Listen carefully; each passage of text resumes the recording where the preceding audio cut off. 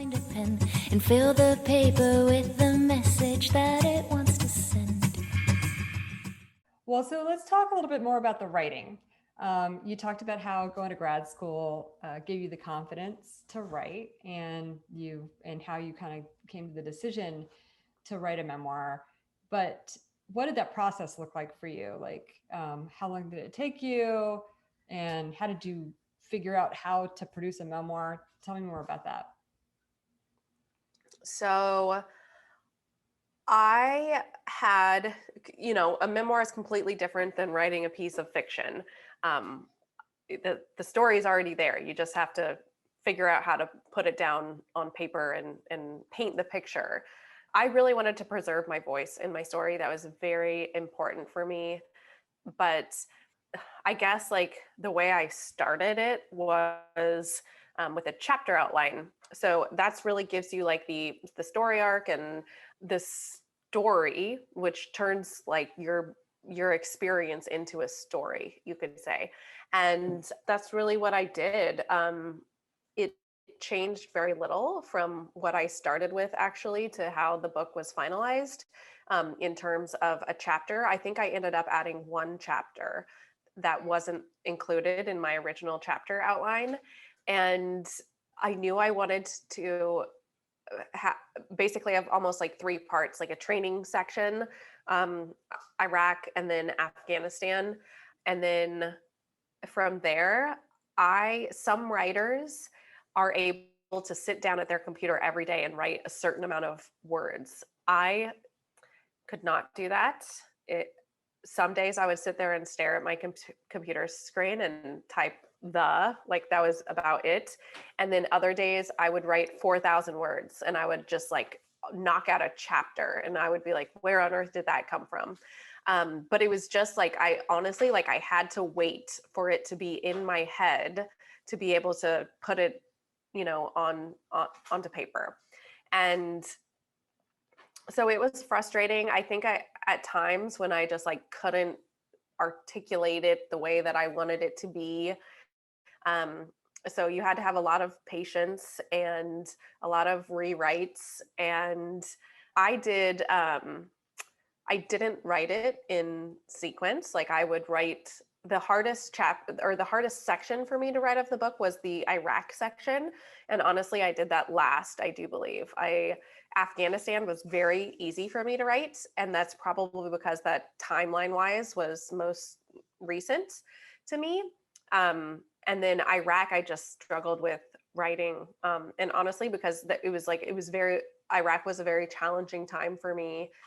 So I think that was just harder for me to get that out. But then the editing process was also a challenge because you are so attached to your story and you have other people reading it and being like, no, you need to expand on these parts. And the way you describe this doesn't make sense or something like that. And you're like, it's just like, you're not as flexible because it's your own story, I think. And so that was it. I thought the revision process was harder than actually like writing the book. And who were you doing that with? How did you access, critical feedback and editing? So my publisher is Atria from Simon & Schuster. It's an imprint of Simon & Schuster. And so I had an editor basically that, like oversees the book process. And you have deadlines that you have to meet and all of that. So you just have like kind of like a close working relationship. And it's, you just have to be honest. And what was challenging for me, and I knew this was going to be difficult, was, and this was actually a positive, that I had an editor that had no military or aviation experience. And I wanted my book to be readable for someone just like her. Like she had no military experience. I wanted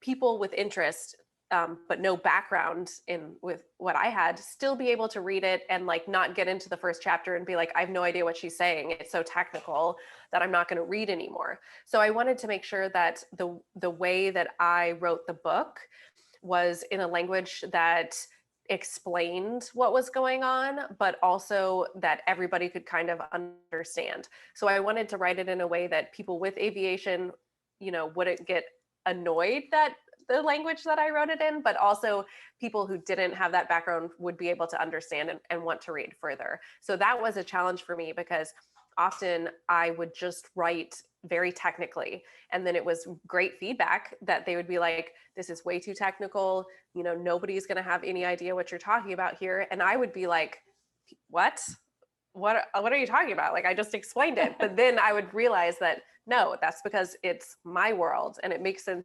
in my head, because I lived in that world for so long. So it was good for me to be able to think past that. I will say that a lot of people were very grateful for the glossary. Yes, I say the military is its own language, and even within the branches, the different branches of the military is different. Totally. So you mentioned that you had a publisher. How did you come to that publisher? So I have an agent, a literary agent, who was interested in my story. Like I said at the time, I'm sure it's different now.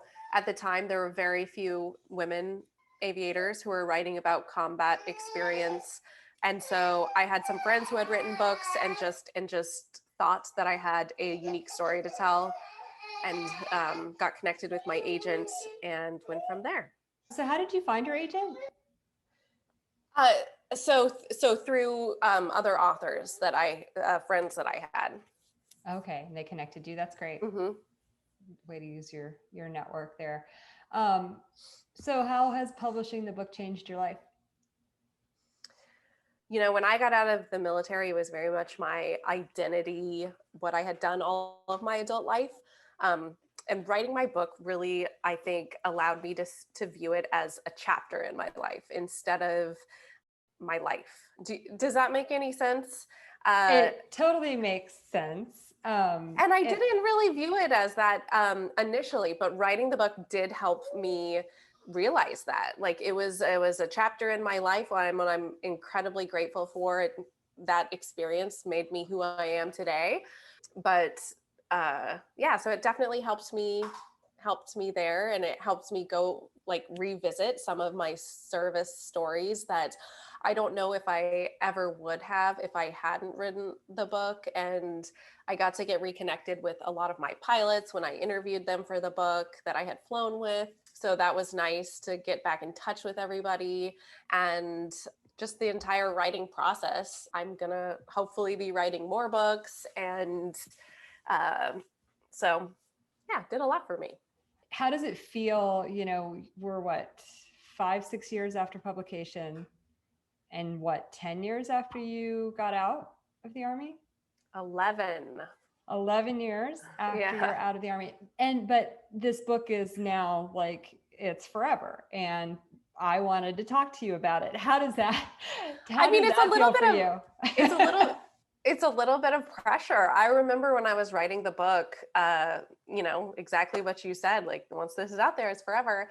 And so when you write a book, ultimately, you have pressure from editors and other people having an agenda around your book. And I sort of refused to let that happen, because I was like, ultimately my name is the one that's on this book and it stays with me forever. So I wanted to make sure that it was in my voice. My book had zero agenda. It was my story. And some criticism that I've had is that people were like, well, you didn't address the problems that are associated with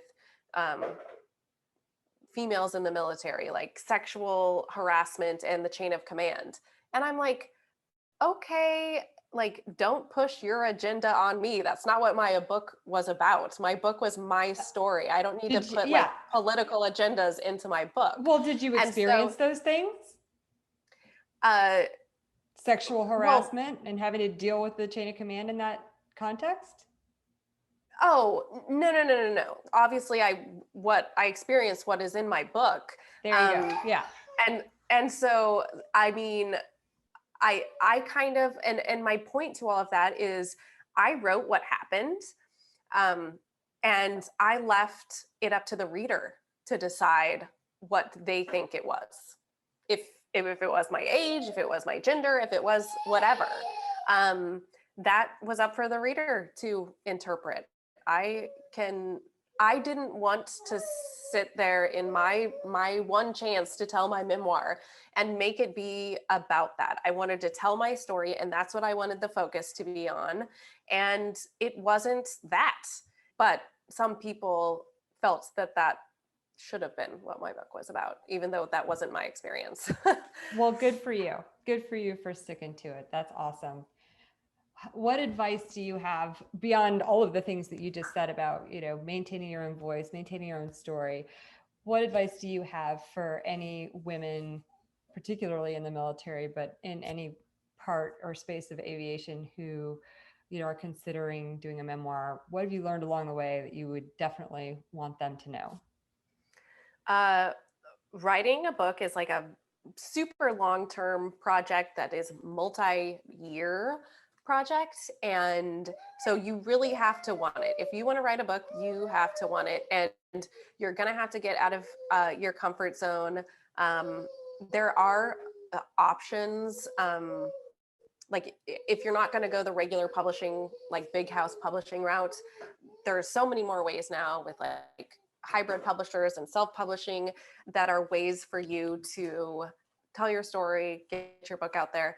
So if you want to do it, then do it. Don't let a publisher who turns you down be the reason you don't write your book. Write it and just do a different publishing avenue. Both have their pros and their cons. So just find a way. But I would say you have to like know who your audience is, who you want to be reading your book. There's so many resources out there that are helpful, but you have to do your research. You have to learn. This is a learning process. At some point, it's the first time everyone's ever written a book, and you're going to learn a whole lot. So I would just say, like, don't expect it to be an overnight process. I know no one literally does, but it's going to be like probably years if you get it to the point. You're going to have a document, and then you're just going to sit there and perfect it and perfect it, and like you're constantly editing it, and to the point where you're going to get so sick of your book. Like I still have not like read my book since I wrote it, like since my final revision, and it was like finalized and then published, because you will go through it so many times that you were just like, I'm done once it's finally done. I am sure of that. Oh my gosh. And then, so tell me a little bit about publicity. How did that work for you? So obviously social media is a huge platform that you can use these days to promote really anything. And so start working on those, I would say. Did the publisher do any of it for you, or were you on your own? Uh, no, my publisher has like a marketing section that sends, your book out to different review journals and to review it that are helpful. And then actually during like launch week and all of that, I'm sure there's like a media plan that they do, but anybody can do their own media plan. If it's just like, if you write an op-ed about like something in the news that you can then connect to a book that's coming out, or in your byline, it will say that you're the author of whatever. All of that will help. When people see it, hopefully it will drive traffic. Having a website is great, even if it's just kind of like a landing page where people can see that you're an author and what your book's about, and a link to, whoever, wherever it's being sold. So absolutely, you can write the best, most amazing book in the world, but if nobody knows that it exists, then nobody's going to read it. So promoting it is necessary. Yeah, I'm going to be interviewing next month a book publicist too. So that's another option. You can hire somebody who is expert in that. So especially if you're someone who's self-published, that's another thing. It's a good idea. Yeah. Yeah. Thank you so much. It's so nice to meet you. I'm you. so happy for your success all around. Thank you. Thank you. I look forward to whatever you're going to write next. Yeah, absolutely. I've got a couple projects in the works. So Okay. Well, we'll They're keep track of different. you. They're different, but they're a lot of fun. So yes, Okay. I hope you like I them. look forward to reading them. Thank you, Amber. Enjoy your family. Have a wonderful day. Thank you so much. You too.